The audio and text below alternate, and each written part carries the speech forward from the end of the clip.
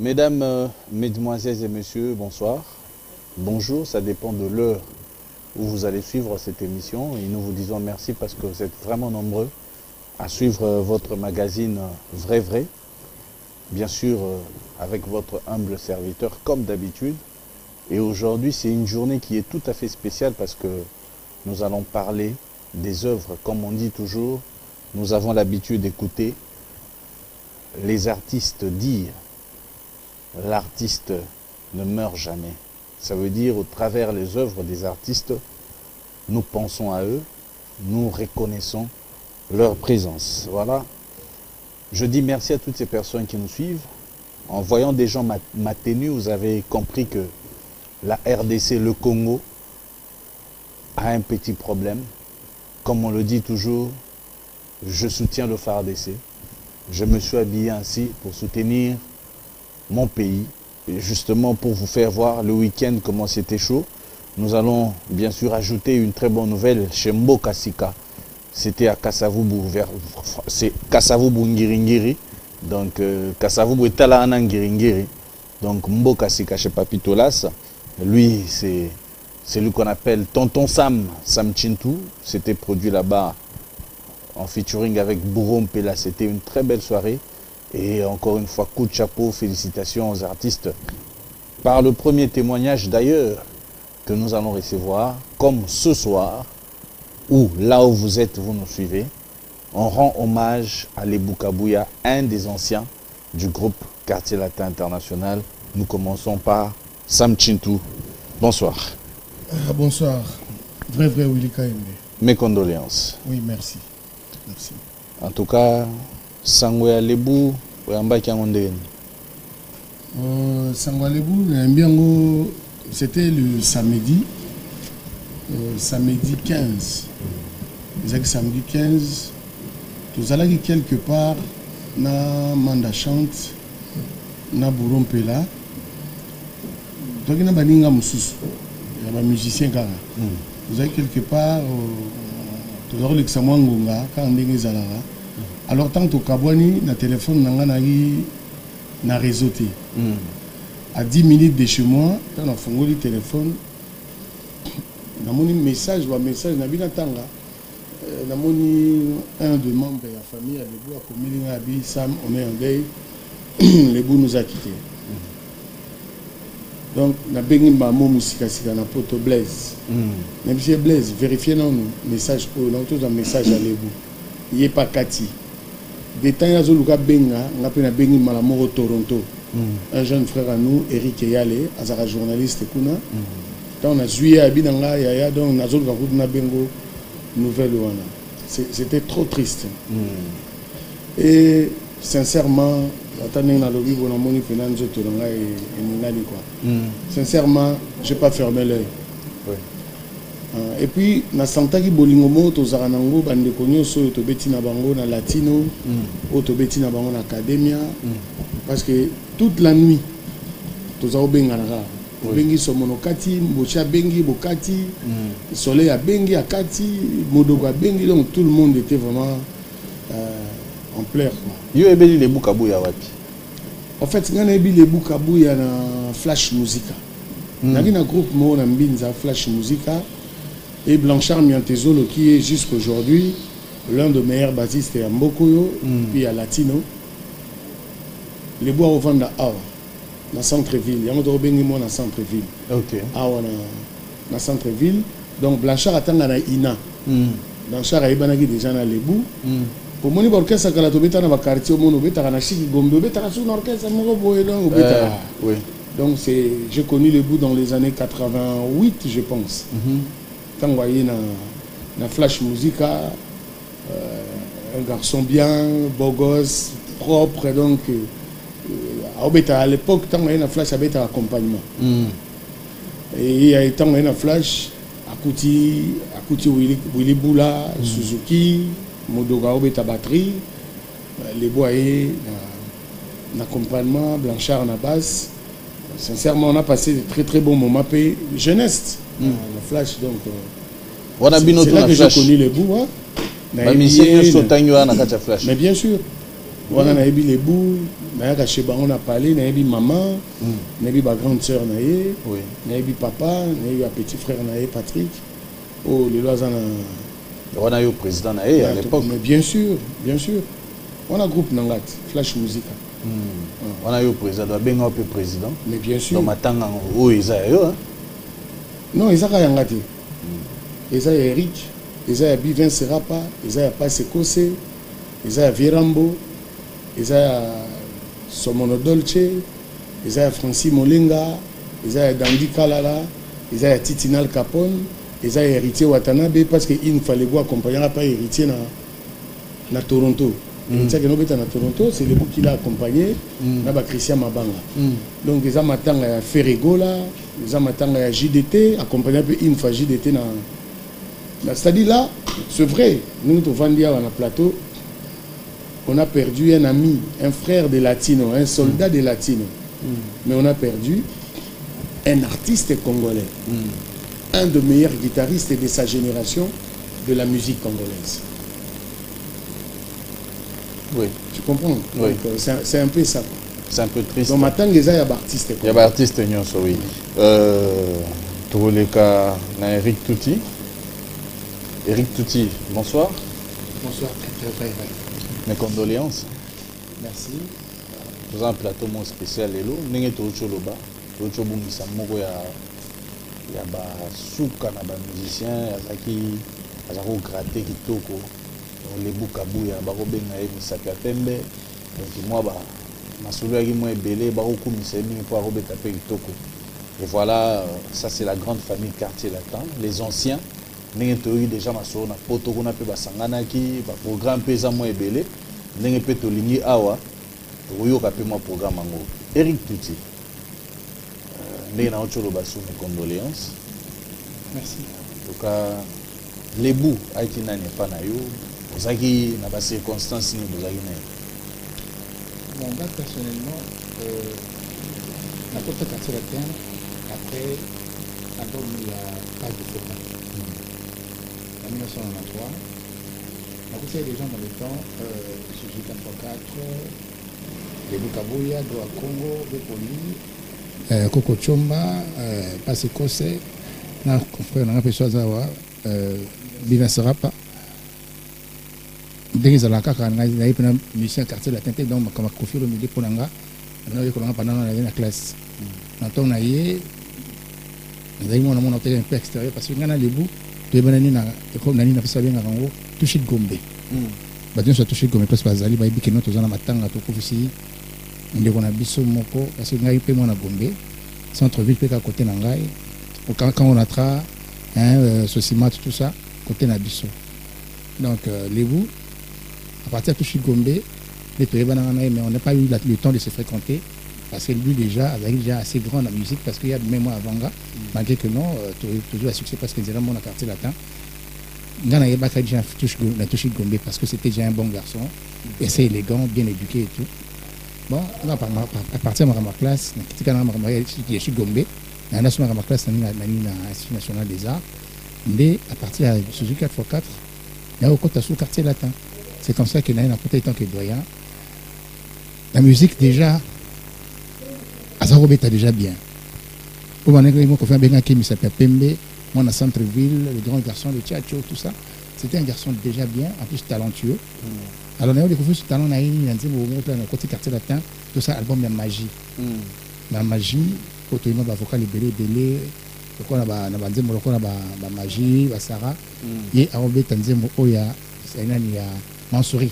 On a Zemo bien, on a bien comme Sarah, mais les arbres, Mansouri, comment on a titré l'album, on a magie. C'est comme ça que tu travailles qui ensemble. Et au fur et à mesure que donc, qui se ressemble, les secondes comme ami mimi parce que et on a vu souvent na gomé mimi tu fréquenter babar à cité mimi va boîte à Nina ville abandi abandi ba boîte là donc différence c'est na moté na cité kuna babar ezala mingi que ba boîte na ville au mona les boîtes des garçons à ville les beaux marchés et tout donc au fur et à mesure on appelle donc la boîte si on a une boîte, on a payé la Dandy Kalala, Francis Molenga, tout ça. Donc c'est comme ça, voilà. Donc c'est comme ça que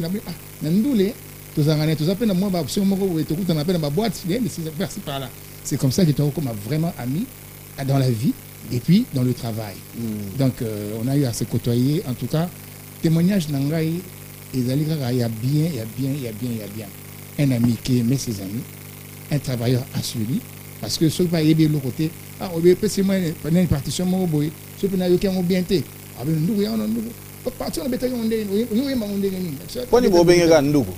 Nduku, ça veut dire ndeko. Ndeko na Swahili. Voilà. Donc vraiment donc nduku azanduku donc veut dire que y a un sens, il y a amitié, il y a fraternité. Ozomona comment nduku nduku parce que les bouts a fungola biso baba ami mususu le ko famille olenga. Les bouts déjà na staff na bon marché déjà na ville donc ma belé nduku asala pena que notre ko ba nduku des amis et des frères. Donc sentiment de perdre un ami comme lui, ils allaient vraiment dans une ligne parce que au moni bobani bana mike pe beaucoup de mikolo moninga moko kendati kabino donc na oso baninga ndenge wana wapina bande la vie à zéro na bana so ba mimso aninga kimukolo ba vie ba mikolo bi que ça vraiment compliqué. Donc je suis en train de pleurer et je n'ai dit pas que non bana belé là parce que on a perdu un ami d'enfance, un collègue, un frère d'armes dans la musique et puis d'habiter donc vraiment les Boukabouya Nazam Ramon le bébé à part que Dieu le créateur a embaillé dans sa félicité et peut mener un chez vous pourquoi ça y est mais c'est pas pembe monter ma pembe donc toujours les lacacs ah ok voilà tous les capés na Bivens en tout cas Bivens yo vous allez moins rare na ba télévision vous avez pena moi trop médiatisé donc en tout cas, donc yoko tout ça tout zongi moi muke bato babosani moi ndambo mais quand même oko expliquer biso na moi loyembo muke kaka po bato ba reconnaître so Bivens moni ko bunga oya yo epesi biso na pasi na motema mais to le la pe ndeko na biso le Bukabuya relation na yo na le boya ki ndenge nini beaucoup tani quand merci pour la tombola micro pe moi merci pour la parole pas César mutema makasi parce que moni nazoka nyonso c'est le bam mais na ba comportement à lebu propreté ezalai na kati très très très très propre alors so yo salité na rep yem to bambe tout mola au grave pour qui ma rep tu le qui pena so ketch so mo koto ya sika ya bien propre et puis jour ya propre voilà genre moi ndenge wana bande pena ko tindika baninga bazala pena propre pour na pesa belle image ya quartier latin yambi balé ezali kamo comme la biso to kende Kenya en avion to ti France to ça voyage mon na Kenya bon to zonga sous France na kati avion ndenge to kitali na aéroport ya Nairobi papa mo mndela zali liboso obi le boaki vraiment chaud ya okita pour comment na Nairobi ayebi safari park ndenge zalaka donc ça ramena bien Alex à moi air côté kuna amona ce papa na zo traîner ya mndela abi vraiment na ebité ba mindele mususu atelemi kana nzelo ndire bor moko boy nzoka ndi mndela na loba lingala ayo ka apeli ngala obi mndele abaluka atuni abi ozolo bananga donc ya lingala kotenga mate pena lingala peno te lobaka ozolo bananga chef d'orchestre pour pousser. Donc voilà un peu. Baba Lero un chef d'orchestre Popolipo Benico. Vraiment un peu comique des fois ceux bozanaye animation esaye makambo bele esaye voire même couper ça va danse. Une danse morale mobile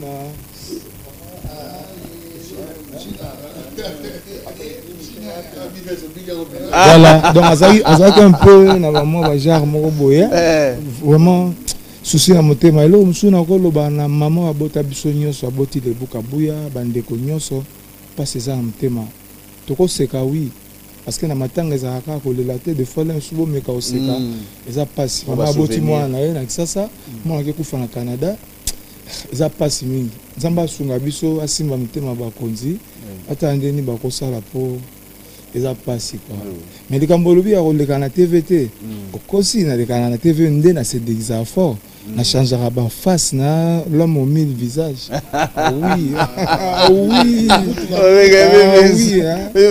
Mystique. Non, merci beaucoup et ça a plaisir. Okay.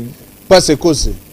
En tout cas, Yopé n'a présenté au condoléances. Avant ton matawa. Oui, na yoki ba masolo na ozo beta wana ngama otisiko na oseka na mutema. Mais yoza muto ba souvenir. Souvenir ni na ngwa bien regarder par les Bukabuya. Gatiki biso. Atukona les buna garder ba souvenir ya bien. Donc parce que quartier de Timobimba. Na garder ba souvenir ya bien. Ya nduku azala mutu na ngai. Azaki surtout tamboli moi likamukebu. Moi na biso de photos na na nzela ka. Bien ko chaka yo tikala ka tolingo. Bon welani. Yeka azala ka bo fatumbola likamu boye. On a fâché pour seka. Oh. Netinin.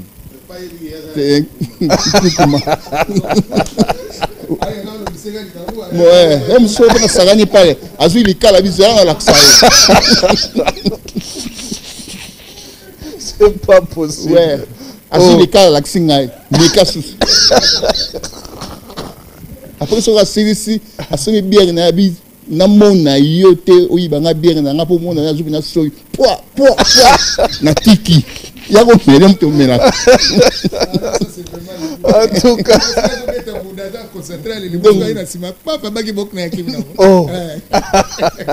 donc azali pena mutu moso bova na moto matumboli. Donc matumboli a facharaté ya sekara. Atumbola nga ina fâché parce que ni kaka. Mais comme ça caché la tête avec nango esprit d'équipe. Voilà. Denka devant ba sam Eric devant donc na bondeko ezali mais ali weza partout. Est-ce que vous avez un esprit d'équipe? Ouais. Vraiment, tu as une image à quartier la terre. C'est un micro. Sauta les gars exploit.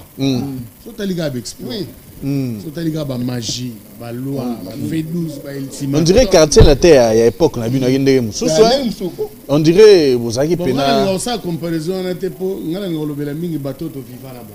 Mais kasi ngo to lo bas. On va émission montant to fandi ko seka na aussi. Bozo seka complexe ezate muto danger zate puis na oyo kandingo zo beta masolo ya ba ndeko na biso bazana poto d'ailleurs ba ki pena réunion. Mais tu sais même bateau ba epé si manabiso Eric azwaki chance a oyemba na bango même bango on est une famille. Oui. Soleil. Oui, Soleil. Jordan Koussa. Bon, Gibson azaki na biso mais azwaki chance a oyemba na biso te. Ye bo finaki bouton. Oh, pas c'est quoi ça, c'est gagné. Il y a des masolo bien. Yo hermo ozo banga na o makambo. Non, mais réalité on a Babia, Eric Touti, Sam Modogo, Bouro, Willy Boula mais il n'y avait pas de place pour lui. Mais Azaouya. Azaouya na ye première fois que Yaki, nos vieux pena bengana ye. Oh. Oui, bien sûr. Bengana Gibson. Mais bien sûr. Zonga. Yo bengena. O bengem biliabel, oyoki. Moi comme mission Eric Touti oyo. Oui, yo mto bimisi comme mbili abeka neto vanda. Enfin, oyo peli kume likala. Gibson to ala ginaye. Après hier ko ya lisusu et to vanda ginaye on a bossé ensemble. Na ndenge bisote okende. Donc ngala lo baratou d'abord latino kaka. Ezala bato bazaki liboso na biso ba via Laji. Donc ils ont la famille. Mais quand on a poto baninga ba osala moi ba réunion Kofi pe nazui déjà sango akitaki lobby ba pe na réunion il faut ba organiser moi makambo. Est-ce que vous êtes en contact na bango? Si toi on a contact na bango. Bah ça le groupe Mogo c'est parti qui est l'administrateur mais tous les jours on to solarana embauchi na ba Soleil, Modogo, to Soleil pe na vie poli, na Dolce. Bon, on a là, on a talent que dans les réseaux sociaux, on a vu Rambo pas comme Mikili, Azavie Nabiso. Alors, on a Azavie Eric, Yangai, Yanseka, Yabivens, Ndenge Pelin de notre équipe sur les Bukabuya, Azapele Kinae. Donc, s'il peut faire quelque chose, parce que selon le programme, on a eu Robin Sabangonio, ba mekokuta na kuna ba ba bozana ya Kishasa yo pe oto yo Robin ape baninga. Non mais biso déjà mon yo ndiro za ya non Deux à moins. Mais pas ce que ça vient. Oh, pas ce que c'est. Mais bien sûr. Ah. C'est quand ça vient là. Et puis Tolin. Tolin peut faire la biso. Ouais, ouais, ouais. Yeah. Ça vient là. Ok. Chitoka il pas vient là. Mais déjà nous to kangami boye. Bourrois en Anzela, on a habité sur oui, à Rokotabiso, oui. Donc après, on organise un jour, photo que nous la maman, oui. Na Funa, photo comme elle pas mère, parce que les boîtiers qui bana awana Kinshasa, et puis qui bana msusu na poto, donc to comme pas maman, to pèse quand même beauté, to vana na muke, to sola na ye. Dobino boze. Biso pendenge to zaboye, peut-être, sauf imprévu. Donc organiser réveillon moko semaine prochaine. Oui. Parce que na poto ba ça réveillon moko le 29. Donc photos en communion na bango. Lelo na Toronto, baza na réveillon kuna. Na soleil no Olivier Bolia na Dandika la Lazare. Olivier Bolia oui. Donc lelo ba o sangana kuna. Donc le coin na Paris ba o sangana le 29, biso pe to sangana le 29. Donc ce qui va changer date kuna, biso pe to changer date. Changer OK. Donc yango pena to robeta c'était na toutes les personnes de bonne foi, de bonne volonté, au balingara la bonne musique, au balingara la musique à Congo. Tokolobara latino te, parce que les bois sont musiciens à Congo. C'est bien, avec une orchestre, orchestre et ça que biso tout est les latino. S'ils peuvent faire quelque chose, donc on va contacter biso à travers vrai Willy toba numéro na bino ba bengi bengi bazana ba numéro Eric bako benga nga bako benga Bivens bako benga Ntseka voilà et puis ba Willy Kabuya ba yali ba c'est le frère Alebou ba Gabi Kabango ba yali donc la semaine prochaine tout ça là quand même quelque chose sikoyo toningi to le kana mo étape moko ya ba témoignage na lingi quand même moi témoignage moko sur les voyages, n'engé quand même anticipé biso, vraiment. Oui, le bout, on a le bout deux facettes il y a le bout kabou. On a le bout na flash musica, on a le bout peine latino. Personnellement le bout azaki bon guitariste. Nazo sa témoignage le loté na sina sala ngo déjà, mais le bout approuva grandeur na yé na misu na ngai. Tant que ça l'académia abeta album mobimba ye moko. Et puis abeta au moins 12 chansons. Nzembo na nzembo ezane longi nango. Oui. Mais azaki pe na bexé. Excellent. Azaki pe na bexé so abeti Mabok. C'est-à-dire anecdote moko c'est-à-dire premier concert ya académia na Paris. Na bina yo nduko amata na podium degra mai wana na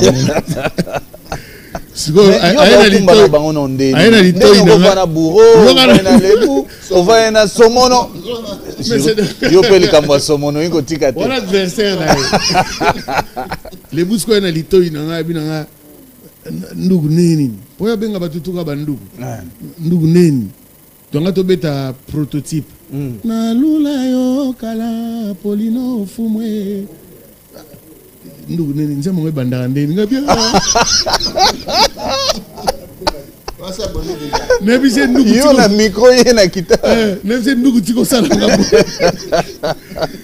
mende soka vandeli yo na guitare la plupart ya ba générique ya latino c'est les bouts oui c'est les bouts mais côté travail c'est un monstre oui un monstre mais attends on appelle moi vexé OK soka ça ba moi elo soka beli au moins appelons comme wana fasciné mususu oyo koye bangote peut-être Eric koye bangoto ngato tseka mais maintenant parlant les bouts qu'on est dans Baïka les bouts c'était un grand viveur quelqu'un qui aimait la vie ndemona yo. Mais attendez, yo linga invité. Bana gombe. Tu le ganini, pour distraction la biso za ganini so tu banchik. Ozo na palais, ozo ndako za ka keno, ba la clôture na ba mission so za ba clôture, ba clôture mi la ba porter ba palais. Vous comprenez? So bi moi moké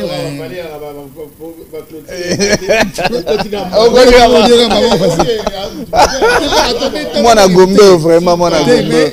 Non non. Non, les Boukabouya ils côtoyaient tout le monde. Imaginez que Adali même moi dans le centre-ville, mais à côté de la flash musique dans ozone. Ozone à côtoyer. Comment non kuna ndeni? Voilà, ozone na Blanchard bientôt. Ah Blanchard OK. Ozone. Donc c'était quelqu'un qui savait vivre pleinement sa vie. Azalaki hypocrite. Les bouts sont dans les camions, et bien, nous, oui, que alors bien, et c'est fini. Donc, c'était quelqu'un qui aimait la vie. Donc, soyez pas dans un problème.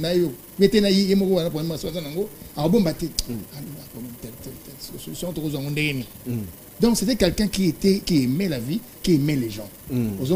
Donc, tout, voilà, tout, toujours un moment, il y a bonheur, madame Mouizalaka, ma BP Zalaka, mais c'est quelqu'un qui était vraiment bon. Les lois, on a bangate, en tout cas parmi les bâtiments d'église, c'était un gentil.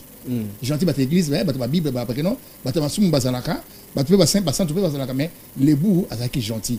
Parmi les gens qui étaient bons dans la vie. Donc, on dit que ceux qui passent à Zalaki, ma collègue n'a pas de Toronto, au Bamona qui était en dernier jour, il y a vie. Il y a un hôpital moko, il y a que à ce qui m'excuse naïe et pas un zambé à tout bel qui m'a soumis naïe parce que c'était quelqu'un de bien. Parce que mon tour les bouts, il y a que un zambé.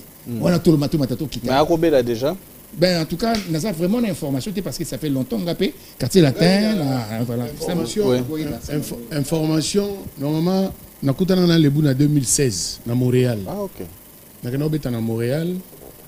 Tant que Zwangai, na Sarkozy, na aéroport, Mbalamoto qui na salle Mogo, il y avait presque tout le monde. Il y a à Montréal parce que Moutoumoro, il y a moi, Boigna, il y a Montréal à Koufaki. Et dans la salle, nakutana na Lebou, nakutana pena danseuse na somo Kadisho. OK. Nakutana na to kutana na. Wazara pas JB. Te azalaka na pas na biso. Bon. Na lobby et pas bien en académie. Et pas azara non académie. Mais bien sûr. Après a transité Latino. Ouais, Latino après BCBG. OK. Tu kutana na EP, tu agina le buna salle. Obi yo po bimisi bato belé hein. Bato belé ba leka na mboko na yo mais yo po ndiro lo baraté. Te mais soki nzamba pesio déjà bomo ya pesio boanya soki bato babima na zana tina na bete na motolote. Mais il faut lo baraté. Ponga pe na bima parambo. Ah ouais, ko bima boy parambo oui. Voilà. Donc c'est-à-dire mais bien sûr que oui. Viens en Ngati, viens à Bisso, tout le monde aux abonnés, Bamodogo, Mikili, Bayado, à Congo, Banita, viens à Bisso tout. Bah Suzuki. Tout le monde, il y a des prêtres. Oh, Bossambo Kat. OK. Donc, il y a un moment qui est à l'aise, c'est-à-dire la solution belé aux hommes. Mais à Babia, yo pour ça là quand même moi ba idée belé, tu étais vraiment. Il y a Chokoro na Mikili, tant Magamba Babia Kwei, tu organises Matanga Babia Ngai, Mboshi li passa. Na maître Machuda. Donc biso 3 wana, on se réunit, tolandaka musicien chaque mutu tolandaka tina palais. Et on a fait ce qu'on a pu faire, c'est nos frères. C'est-à-dire c'est très douloureux. Oui. On a perdu Babia Ndonga. Dans la génération de Bissonnet au Vandia, tu perdrais Jean-Louis Manzouridi, Mireille Kondé, Babia Ndonga Chokoro, Mboyo. Et les lots, ton père de l'ébou. C'est Najaki. Najaki. Donc, c'est vraiment triste. Quoi. Mais on a tous en Eric Kawanakin, Nabanseka, Nabaninga ya l'ébou, Francis Molenga, Prince Senze di Bayalia. Parce que dans le minute, ban académie baolela, ban quartier latin baolela, ban chigombe baolela, ban flash musica bazolela, baninga pe ya musique ya Congo. Oui. On va essayer de faire ce qu'on pourra. Donc, pour honorer mémoire, il y a frère Namso. Le message est encore lancé dans Bateau Balingar, la bonne musique. Donc, vraiment, veuillez nous contacter ou bien contacter Willy de vrai pour vous avoir un programme. En tout cas, dans la semaine prochaine, on va organiser quelque chose pour les Boukaboué. Oui. Parce que c'est. En tout cas, na c'est pas mis parce que vous avez moins rare. Nalingi moni ba délire ndeza na ba orchestre parmi ba délire et markayo donc abenga tseka baba obi sadi to fandigo tseka zo linga lobelo mo buya aoloba mais yo nduku ata baba mais vous la matumoli oh non mais et là on mona ngene pengle tout ya lobiawa. C'était quelqu'un de pas rancunier. En tout cas, soit dans la likamna ou l'obelao. Alors l'obelao, c'est wana penda ou banga tia ou l'obanao. Alors, béton, main libre. Sur aussi, les gars, mais l'essentiel, il y a se dégager à l'obinal. Oui, oui. C'est vrai, nous sommes en train de rappeler aux téléspectateurs que nous rendons hommage à un des artistes qui est ancien du groupe Quartier Latin International, Lebou Kabouya. Donc, Boyoka, Misapia Pembe, Kofi Abouaka et Mingi. Donc, mais Togo Yembadanze Mouné, on a mouké. Oui, exactement. Il y a un peu de Senga. Mote Mananga Ezui Kouya. Yoko na Mbunda, c'est quoi? Wana mesa kopesa la na moto na linga obatina ngaise boya mokilo yawe lelo yana sala nini na bapasi ya bolingo anga wala moto na leli motema nanga ezwi bashoke ya lamu nasala nini nga mwana mama yoyoyo natsunana nani po ayambelanga ta likambo oyo oyo motema ekotinda nga na miboma tona misala mabe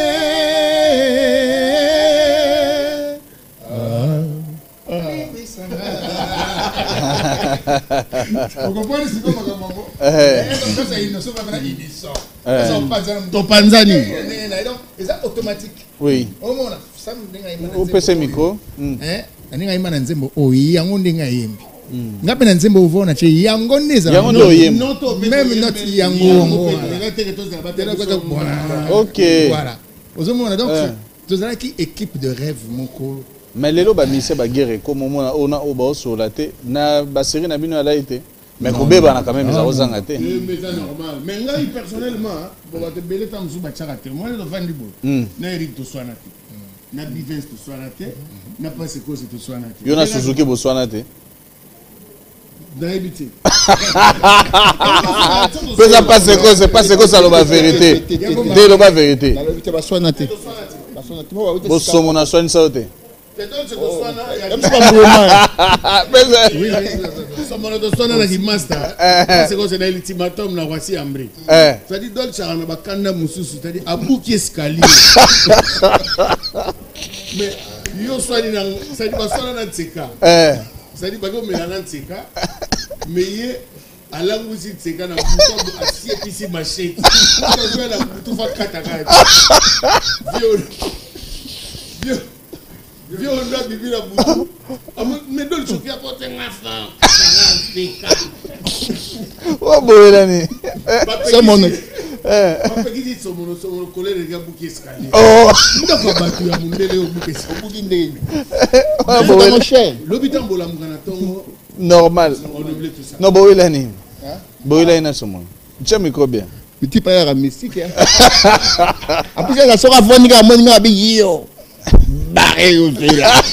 Au monde, on a boum, on a boum. Donc, Fajara et Moro. Alingateke à mon anga, mais au monde, tu vendis, tu mêlis, tu sais ça, mais au monde, c'est pas vrai, bien dit. Moutimora à Kaboul, mais au monde, à vous, bagarre et bani. Tu as mal, 2 minutes, au monde. Oh, Bono Bunda. Oh, mais si vous êtes dans ça là. Oh, do y aller trop. Avec un PDG, tu as un PDG. Oh, ciao. PDG animateur. C'est quoi un animateur? Oh. Ah oui, donc c'est pas aboli. Non. Bozaki na bolingo pena. Ah, c'est la terre. Bolingo Zali. Ke musupe. Koki peut qu'on soit parce que tout ça bat. Mais qu'on fait un mot en négo kaka. Ba suspension pe zara ba série wana. Mais zara quand même. Na latino na mona. Vous avez me dit que bon ba l'air ba carré zaro ya wana. Non, ba série moko oyebi Kofi azaki na posa CP Sabino, ça veut dire orchestre na orchestre ba bourgeois, ya ba jeune moko ba bogard, tout ça. Ba car, tout ça bokenda poto pa pamba. Ba guerre ezaro zalate que non, je crois pas. Tam susu. Quand on a ko zalate, ya ça ma zangabi les autres. Aux place ni ya asunga na parler na car na ye, to yeti rep vile asunga to zonga so parler. Donc si on t'a na car, ils apprennent à battre tout. OK. Si on t'a na car, mon na car. C'est ils apprennent à battre tout. Ba manix ba mani ba homa no ka ba yebi ma on est ça là qui. Le quartier la thèse esprit d'équipe. Vous avez témoignage na ye. Donc c'était lui c'était notre ami. Et puis donc dans la 4e musique na biso. Donc il est resté avec nous jusqu'à maintenant. Donc, autre chose, je mais ma musique, je jeune monde va vendre, esprit on a soigné vraiment pas avant de ça, à niveau wana, que tout ça la 4 magie, V12.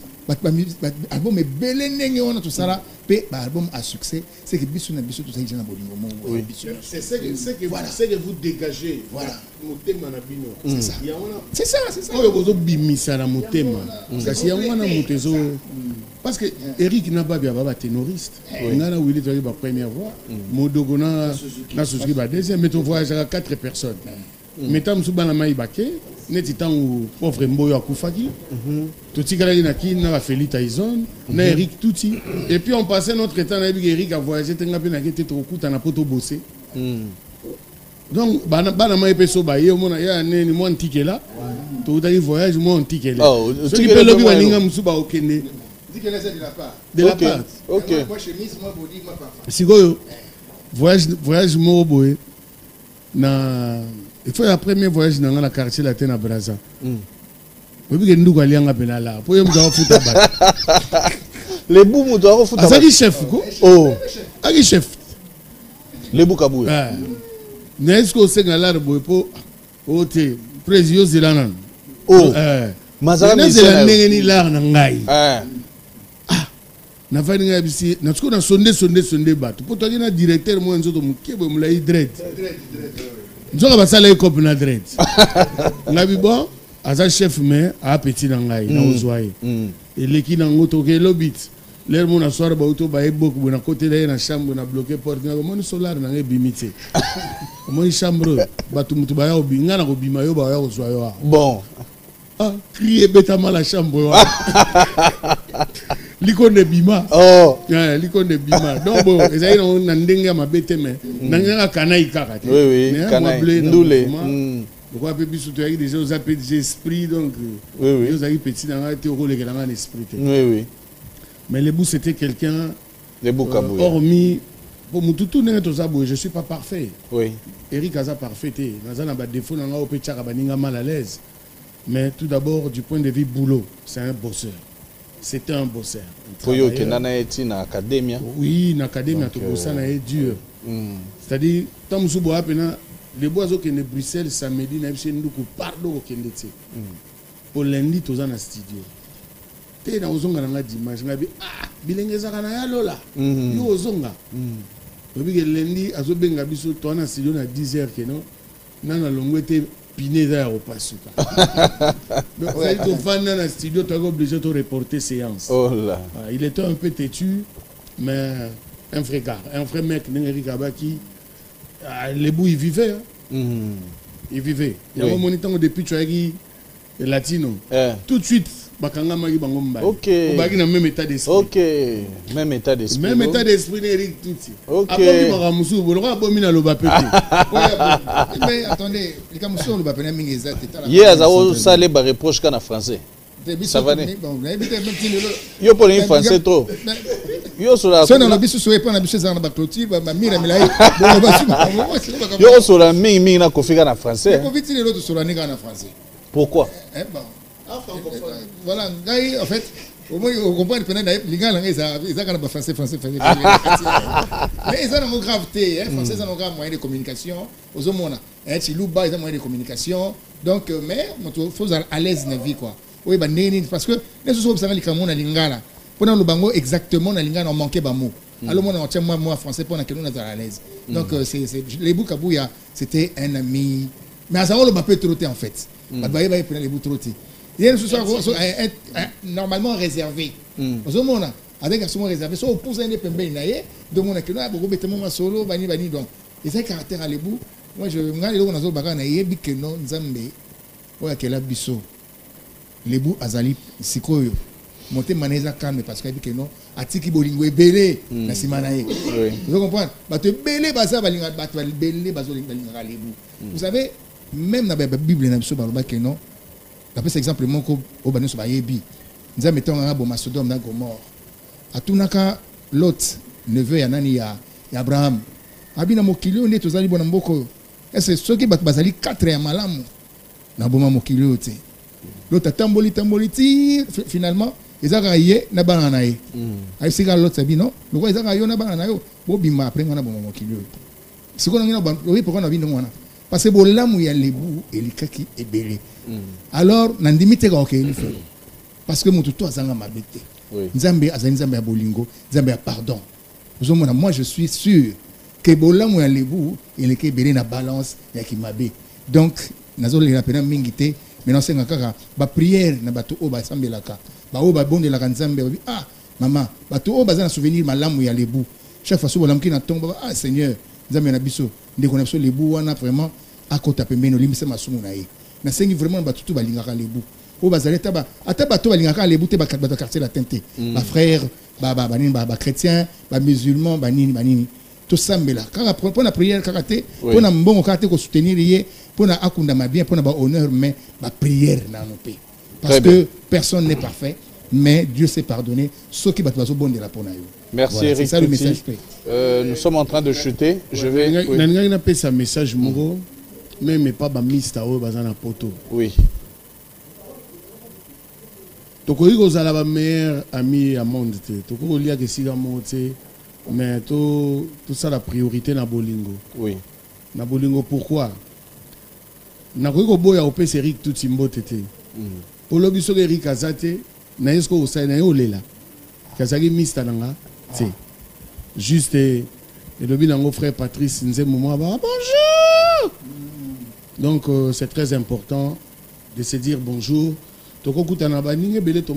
Bino ancien quartier latin, c'est ça.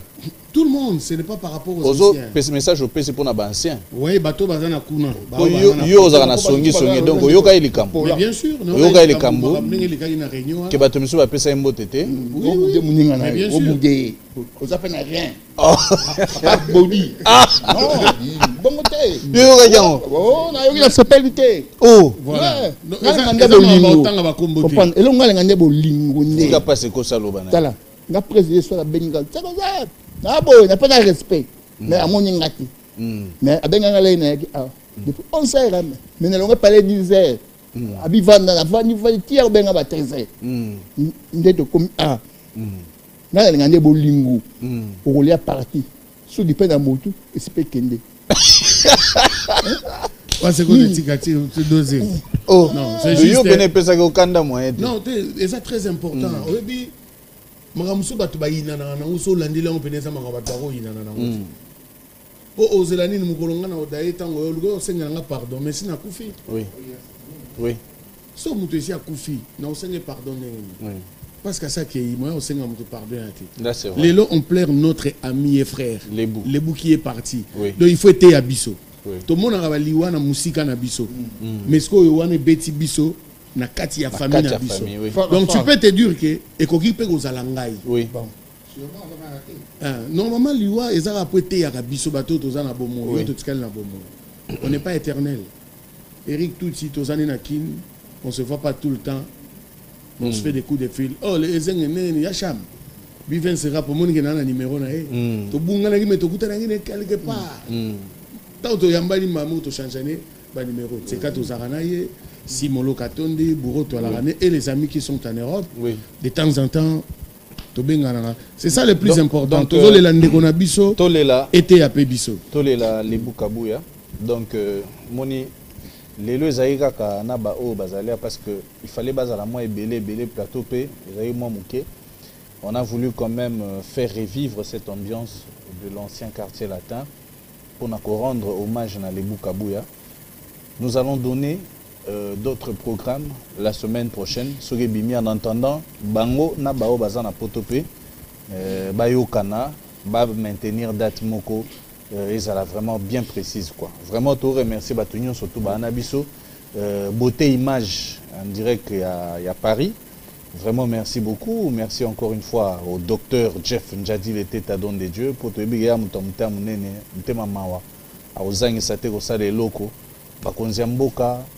ministère de la Culture et Art.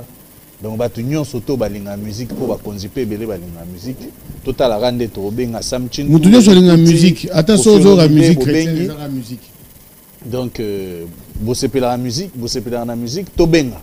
Pour te bander ni au Salema.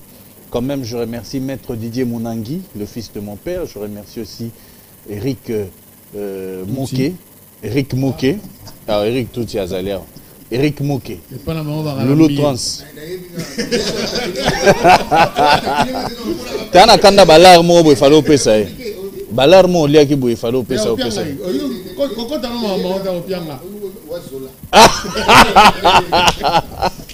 Voilà, donc je remercie encore une fois Daddy Chic. Merci à toutes ces personnes qui nous ont suivis. Rapidement, je remercie Antidouleur Olivier Adonai. Ok.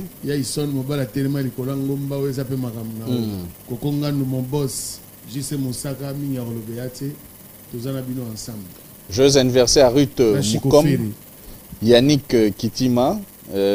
Merci à Gaëtan Munga, Honorable Boliki Bokota. Merci à Jimmy Sita. Merci à Olivier Paricha. Merci encore une fois de plus à Sal ABD depuis Paris, Pépé Guardiola. Et merci à Guélor et Popo. Merci vraiment à tous nos invités qui étaient là. Merci beaucoup à Bivins. Merci encore une fois à celui qu'on appelle Passekose. Merci à Sam Chintou. Merci à Eric Touti. Merci à Olivier Vandebo. Toutes ces personnes qui nous ont suivis. Eric Touti. Ah, Bandé Souma. Oh, Papa bébé. Oh, hein? oh, Papa bébé. oh. Parce que ma mise à jour, papa Oh. bébé. Il y a un truc qui m'a dit Pembe. Papa, c'est quoi un bébé?